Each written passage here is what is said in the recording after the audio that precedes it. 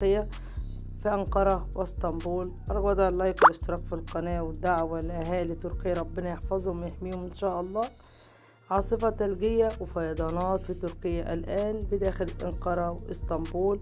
اجتاحت عاصفة ثلجية مناطق عدة في شمال ووسط تركيا بالرغم من حلول فصل الربيع. وذكرت وكالة الأناضول أن العاصمة أنقرة شهدت هطولات كثيفة للثلوج ازدادت في مناطق ديكمن وإنجيك، وذلك عقب هطول أمطار غزيرة. كما اكتسحت منطقة كيكادو وسط البلاد ومحافظات بولو وقربوق وأرهان وسيفان وأرزيفجان، واكتست شمال البلاد بالبياض إثر تساقط كثيف للثلوج. وحسب توقعات الأرصاد الجوية يتوقع أن يستمر تساقط الثلوج حتى نهاية الأسبوع الجاري. كما حذرت الأرصاد الجوية التركية من انخفاض كبير في درجات الحرارة في أغلب الولايات.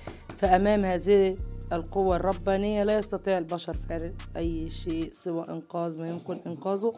نسأل الله لهم السلامة، وتابعونا نوفيكم بالتفاصيل أولا بأول. ولا تنسوا الاشتراك واللايك والشير للفيديو.